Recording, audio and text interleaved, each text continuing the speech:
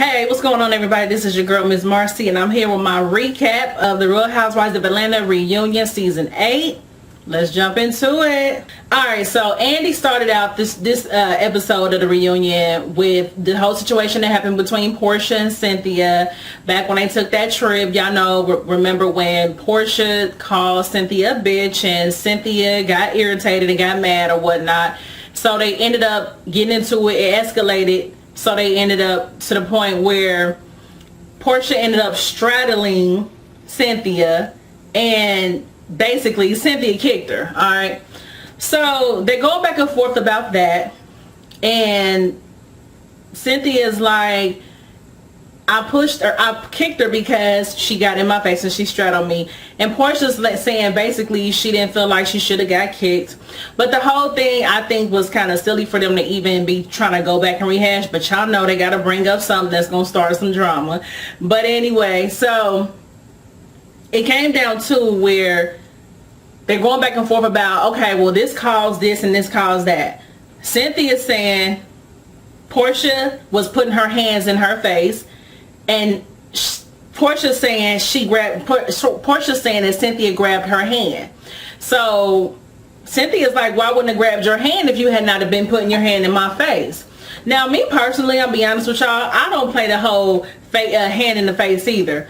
I don't play nobody putting their hand in my face. You put your hand in my face, you basically telling me you disrespecting me, and you telling me fuck me. So at that point, yeah, I might have just grabbed Porsha's hand too. I might have just did more than grab her wrist or whatever. So anyway, Cynthia was saying that she grabbed her wrist.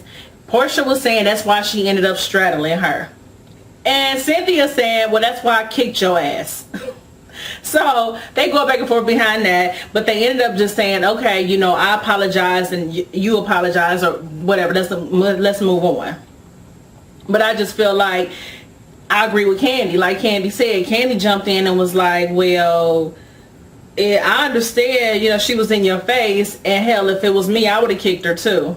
And then Porsha rolled her eyes like, But Cynthia did admit that she overreacted. She did overreact. And at the time, you know, she was going through it with Peter. So, and oh, y'all, Sheree is just sitting on the sideline like, oh, coach, let me in the game. Sheree just sitting on the sideline. She want to go in on somebody so bad. She's just sitting there just itching, just waiting for somebody to say something out the way to her so she can just jump on in the game. Oh, Sheree, whatever. I don't think you should return next season. I don't. What is your storyline? I said it before and I'm saying it now. What is your storyline?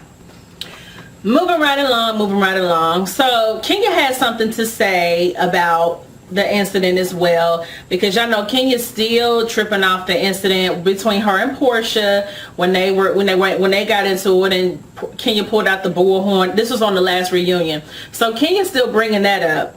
So they get into it about that because Kenya jumps in and basically is telling Porsha that she always loses control. That's what Kenya was trying to say.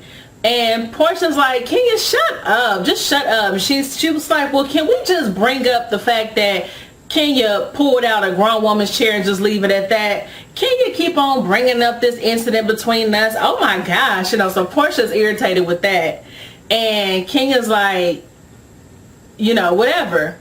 So Porsha said, you don't pull out a grown woman's chair, you big bully. So they're going back and forth, and Porsha brings up this one-eyed African that Kenya's supposed to have been messing with, and they're going back and forth about that, and Kenya tells Porsha, shut the hell up, shut your mouth, Porsha, because if it ain't a dick in it, you don't know what the hell you talking about. Porsha and Kenya, it just seemed like one minute they try to be cool, the next minute I don't know, it just doesn't go right. It just doesn't go right for them at all. So I don't think they'll ever really get along all like that, but I think they'll just tolerate each other. And Andy brought up the situation that happened between Sheree and Kim Zolciak back a few seasons ago, and Kim Fields is sitting on the side like, what Kim? The infamous incident when Sheree pulled or tugged at Kim Zolciak's wig. Sheree just sitting on the side, she just wants some action so bad. Oh, So they bring that up, I guess, to show that they don't have to necessarily fight on this show, because the whole thing was about Cynthia and Porsha actually physically coming in contact with each other. So Andy brought up the fact that Sheree pulled at or tugged at Kim Zolciak's hair, which I didn't see no point in bringing that up.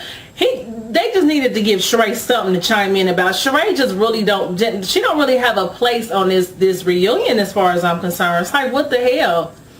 So Andy asked Phaedra about the whole situation between her and Apollo and her taking the boys to go see them. I thought it was so cute when little Aiden came out and did his little like 3-minute host. Anyway, Andy gets on the whole situation with Phaedra taking the boys to see Apollo and everything, and they talk about that, and then Phaedra ended that with, so now that I took the boys, everybody that had an opinion can stay out of my business.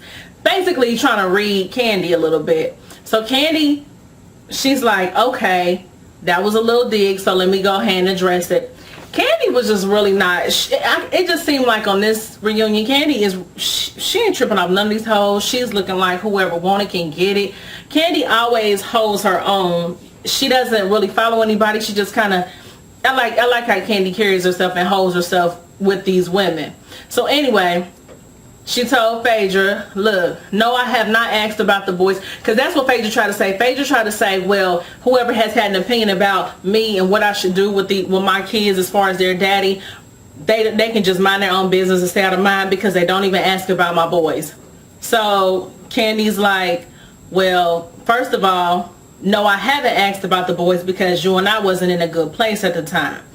And she said, basically, yeah, I said you should take the boys to go see their father, because that's still their dad.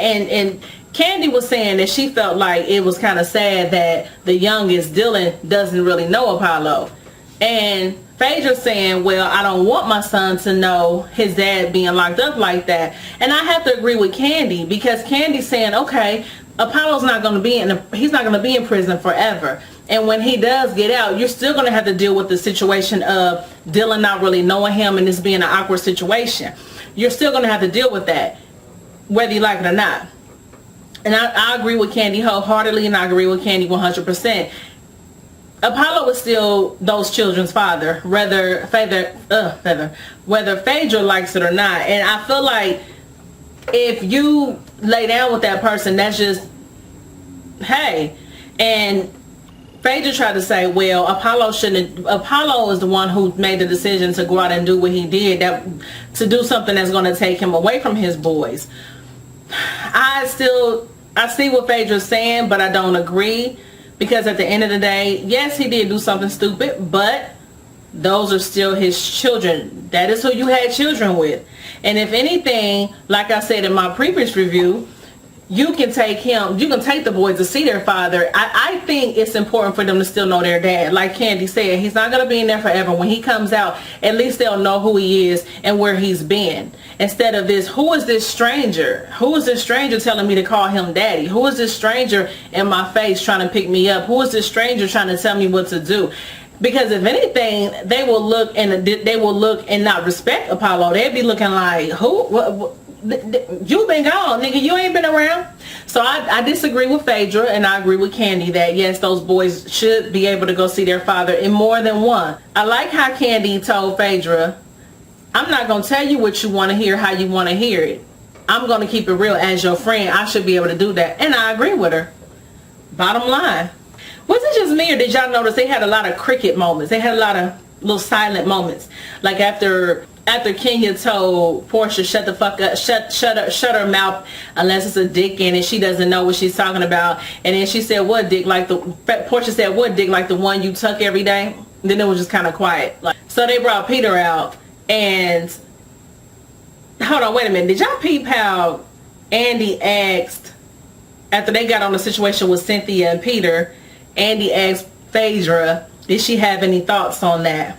Andy knew damn well Phaedra had some thoughts on it, because in her confessional, she threw a little shade where she was like, yeah, Now, I remember Cynthia bringing up the situation between me and my marriage and my situation. Now look at, basically, Phaedra was saying, yeah, bitch, you was all in my business and all of my get down just a year ago. Now look at the situation you're in.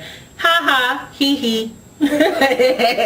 So anyway, so Andy brings out Peter, and they're talking about the whole video that went around all summer long where Peter had his hand all on that girl's neck in the club, like he wanted to give her some dang, or like he already smashed, I don't know. But so they bring that up, and Andy goes to Porsha. Well, Porsha, you seem to have made some speculations, and so Porsha was like, yeah. And so Porsha started running her mouth. You know what? Porsha kind of reminds me of a little sister, especially when it comes to her and Kenya.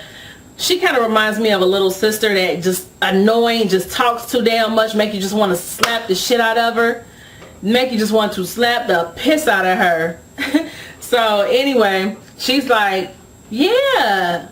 I mean, it's all over Atlanta about Peter and his women, and Peter is like, I want you to go ahead and open up open up whatever you know about me, throw me under the bus, run me over, open it up. And she's like, well, I'm not gonna go there, but it's all over the internet, it's all over Atlanta. Go up to any 19-year-old girl. And she was saying, you know, find out how your waiters are getting paid, Cynthia. That's a bit much. And Andy asks Cynthia and Peter, did they think that this show, if Andy asked Peter if Cynthia does not do this show anymore, did he think that he would their marriage be okay? And Peter said he think it'd actually be better. And I agree. I think their marriage would be better should they no longer do this show, because everybody knows that it's been said that reality shows tear up people's marriages. Alright, so the final part was when they got on the situation that took place when they took that trip, where Tammy's nephew was acting all kinds of crazy. What I want to say about that is this: Phaedra, Kim, and Porsha, I could not believe y'all asses tried to sit up there and say that you guys did not feel like that man was of any threat and that he was not acting crazy. Yes, the hell he was. And it's almost like everybody's trying to say, oh, is it because it was Kenya? They were all saying that Kenya was basically overreacting, and she kind of brought it on herself basically as to why that man started acting crazy. No, the hell she did not. And like Kandi said when she checked all three of them and said that regardless if you like Kenya or not, it doesn't matter. That should not have happened. And I agree with Kandi again, because that should not have happened. That man, that's a man. And he even popped off on Kandi, who was at the time pregnant. So I really just cannot understand why the hell they could not see that. And Kenya's like, you guys just want me to be the scapegoat. You guys want to throw me under the bus. You guys want to make me seem like this bad, horrible person. Yes, and it's true. So I couldn't believe that. I was like, damn. And then Kandi was like, why y'all biting y'all tongues now? Because it shouldn't have happened. And if I was Kenya, I would have called security too. I would have been trying to get him the hell out of there too. He just was making everybody uncomfortable. He was just acting crazy. And then one of them, I think it was Sheree, somebody said that they didn't have a personal, I think it was Cynthia, said she didn't have a personal encounter with him. So she really, it don't matter. You saw how the man was conducting himself. That fool was crazy. And then like Kenya said, in later investigation, they found out that he had a gunfight. He had been, he just been in trouble. So she was right in her suspicion about that man. So don't give me that mess, Kim, Phaedra, and Porsha. That was bullshit. That man was crazy, and y'all knew it. So anyway.